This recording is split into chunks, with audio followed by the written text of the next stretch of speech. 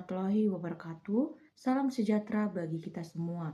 Perkenalkan, nama saya Susi Joy Vita Sirengoringo dengan NPM 251010423. Pada kesempatan ini, saya akan mempresentasikan materi mengenai hak asasi manusia atau yang biasa disingkat dengan HAM. Materi ini penting untuk dipahami karena HAM berkaitan langsung dengan hak-hak dasar yang dimiliki setiap manusia sejak lahir. Dengan memahami HAM, kita dapat menghormati hak orang lain dan menciptakan kehidupan bermasyarakat yang lebih adil dan harmonis. Hak asasi manusia merupakan salah satu konsep yang sangat penting dalam kehidupan berbangsa dan bernegara. Setiap manusia memiliki hak yang sama tanpa memandang suku, agama, ras, jenis kelamin, maupun status sosialnya. Hak tersebut melekat pada diri manusia sejak lahir dan tidak dapat dihilangkan oleh siapapun. Dalam kehidupan sehari-hari, penghormatan terhadap HAM sangat diperlukan agar tercipta hubungan yang baik antar individu maupun antara masyarakat dengan negara. Menurut Undang-Undang Nomor 39 Tahun 1999 tentang Hak Asasi Manusia, HAM adalah seperangkat hak yang melekat pada hakikat dan keberadaan manusia sebagai makhluk Tuhan yang Maha Esa, yang wajib dihormati, dijunjung tinggi, dan dilindungi. Menurut John Locke, HAM adalah hak yang diberikan oleh Tuhan kepada manusia sejak lahir sehingga tidak dapat dicabut oleh siapapun. Dari pengertian tersebut, dapat disimpulkan bahwa HAM merupakan hak dasar yang dimiliki setiap manusia dan harus dihormati oleh semua pihak. Konsep HAM berkembang melalui perjalanan sejarah yang panjang.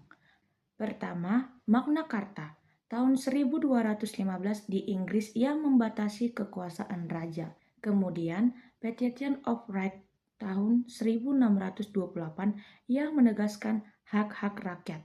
Selanjutnya, Bill of Rights tahun 1689 yang menjamin kebebasan warga negara. Pada tahun 1776, lahir Declaration of Independence di Amerika Serikat yang menegaskan bahwa semua manusia diciptakan setara. Puncaknya pada tahun 1948, Perserikatan Bangsa-Bangsa mengeluarkan Deklarasi Universal Hak Asasi Manusia yang menjadi pedoman HAM di seluruh dunia. Di Indonesia, HAM memiliki landasan hukum yang kuat. Pertama, Pancasila, terutama sila kedua, yaitu kemanusiaan yang adil dan beradab. Kedua, Undang-Undang Dasar NRI tahun 1945, khususnya pasal 28A sampai pasal 28J. Ketiga, TAP MPR nomor 17 tahun 1998 tentang HAM.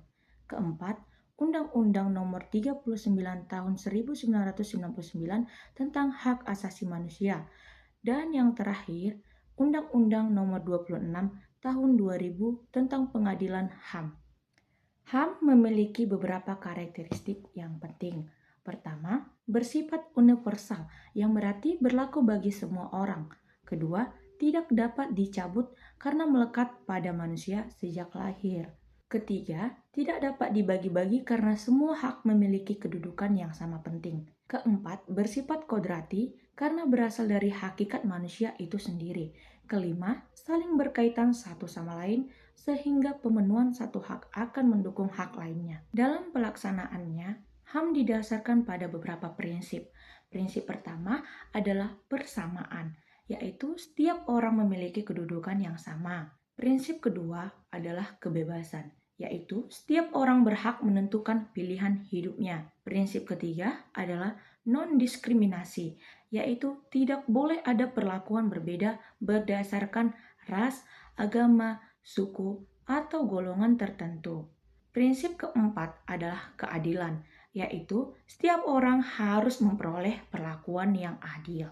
HAM terdiri atas beberapa jenis. Hak pribadi meliputi kebebasan beragama, berpendapat, dan berekspresi.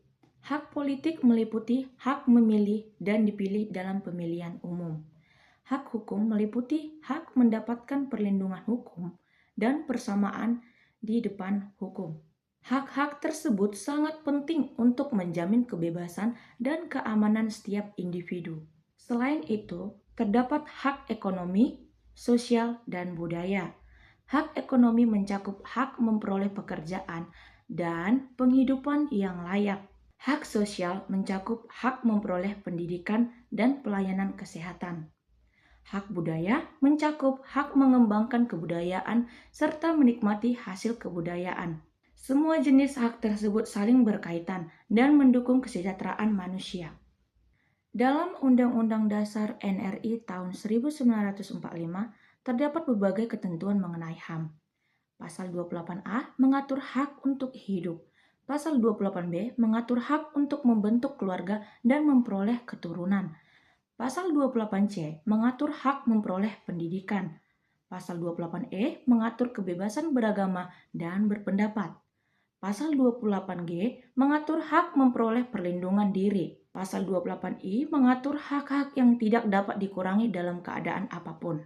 Kewajiban hak asasi manusia. Selain memiliki hak, setiap manusia juga memiliki kewajiban. Kewajiban tersebut antara lain menghormati hak orang lain, menaati hukum, menjaga ketertiban umum, dan menghormati perbedaan.